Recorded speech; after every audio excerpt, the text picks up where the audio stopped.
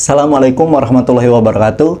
Halo semuanya, perkenalkan nama saya Ridho Finanditus Syamab, mahasiswa UIN Raden Fatah Palembang dari Fakultas Ekonomi dan Bisnis Islam dari Prodi Ekonomi Syariah.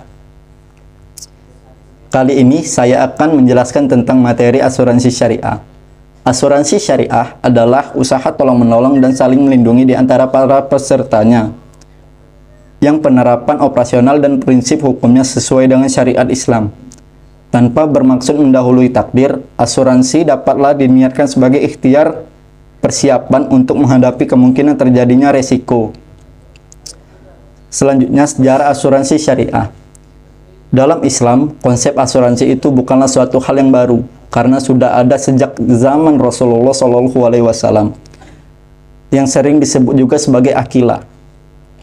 Akilah berarti asabah yang menunjukkan hubungan ayah dengan pembunuh. Selain itu, sistem akilah kini terus menjadi dasar dalam pengembangan praktik asuransi syariah. Namun, akilah bukanlah satu-satunya konsep dalam asuransi syariah. Terdapat beberapa konsep yang mengkoordinir konsep asuransi syariah, seperti al-muwalad, al-qasamah, at-tanakhud, akhisaroh, diman, torik, al-wadi'ah bil ujro. Keberhasilan asuransi syariah tersebut menginspirasi berdirinya asuransi syariah di negara lain. Di Asia sendiri, asuransi syariah pertama kali diperkenalkan di Malaysia pada tahun 1985 melalui sebuah perusahaan asuransi jiwa bernama Takaful Malaysia. Selanjutnya, negara-negara lain di Asia seperti Brunei, Singapura, dan Indonesia juga mendirikan perusahaan asuransi syariah. Pada tahun 1994, Takaful Indonesia berdiri sebagai perusahaan perintis pengembangan asuransi syariah di Indonesia. Selanjutnya, akad dalam asuransi syariah.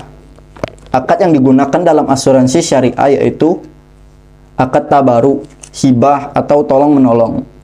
Peserta asuransi syariah memberikan hibah untuk menolong peserta lain yang terkena musibah, sedangkan perusahaan asuransi sebagai pengelola dana hibah. Yang kedua yaitu akad tijaroh atau mudharabah. Perusahaan asuransi sebagai mudorib atau pengelola dan peserta sebagai sohibul mal atau pemegang polis. Selanjutnya yaitu akad wakalah bil ujroh, memberikan kuasa dari peserta kepada perusahaan asuransi untuk mengelola dana peserta dengan imbalan pemberian ujroh atau fee. Yang keempat atau akad mudharabah mustarakah, perusahaan asuransi sebagai mudorib dan juga menyertakan dananya sebagai investasi bersama dana peserta. Bagi hasil investasi dibagikan antara perusahaan asuransi dan peserta sebagai hibah yang disepakati sesuai dengan porsi dana masing-masing. Selanjutnya yaitu keunggulan dari asuransi syariah. Dana kontribusi premi yang disetorkan sebagai tabaruk dalam asuransi syariah tidak hangus meskipun terjadi klaim selama masa perlindungan. Selanjutnya yaitu asuransi syariah harus mengelola dananya dengan tepat, mempertahankan prinsip-prinsip fikih Islam dengan menghindari dari maisir, goror, dan riba. Keunggulan selanjutnya yaitu perusahaan asuransi syariah wajib mengelola dananya dengan transparan, baik kontribusi, penggunaan dananya, maupun pembagian hasil investasinya. Selanjutnya yaitu produk asuransi syariah. Asuransi jiwa syariah. Perusahaan asuransi akan memberikan manfaat berupa uang pertanggungjawaban kepada ahli waris apabila peserta asuransi meninggal dunia. Asuransi pendidikan syariah.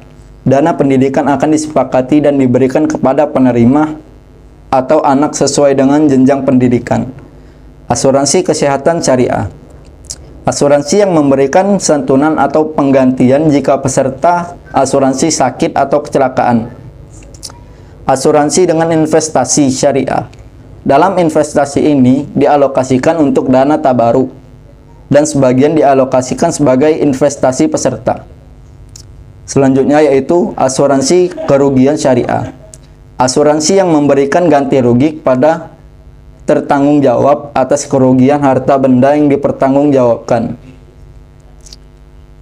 Materi selanjutnya yaitu perusahaan asuransi syariah yang ada di Indonesia. Perusahaan pertama yaitu perusahaan Takaful Keluarga Syariah Life Insurance.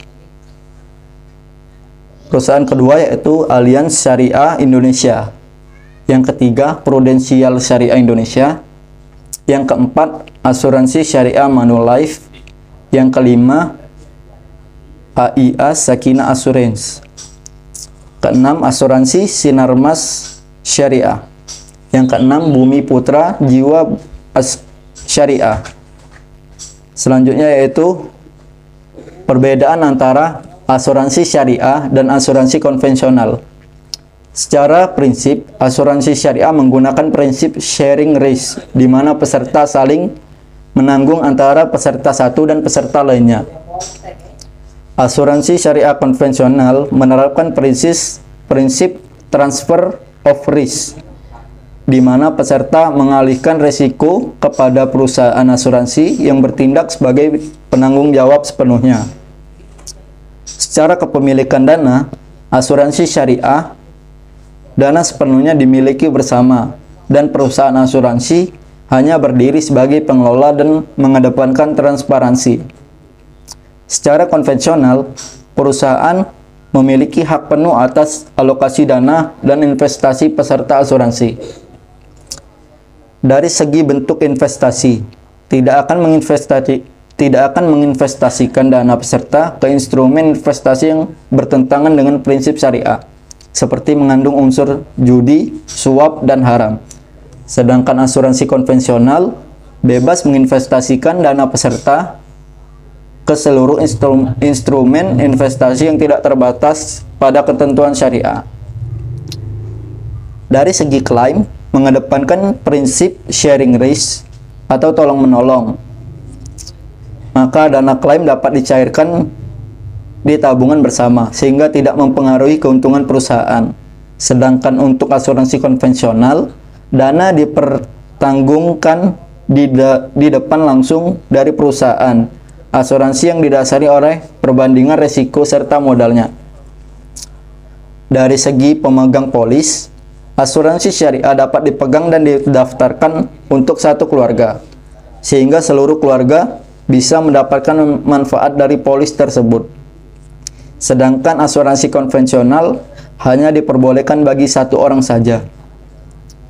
Dari segi pengawasannya, asuransi syariah, mekanisme asuransi syariah melibatkan pihak ketiga, yaitu Dewan Pengawas Syariah atau DPS sebagai pengawas dalam segala aktivitas asuransi. Sedangkan asuransi konvensional tidak ada badan pengawas atau pihak ketiga. Sebaliknya, asuransi konvensional justru mematuhi regulasi yang dikeluarkan oleh Otoritas Jasa Keuangan atau OJK.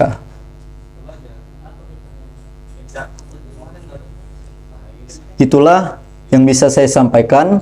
Lebih dan kurang saya mohon maaf. Kepada Allah saya mohon ampun. Wabillahi taufiq wal hidayah. Wassalamualaikum warahmatullahi wabarakatuh.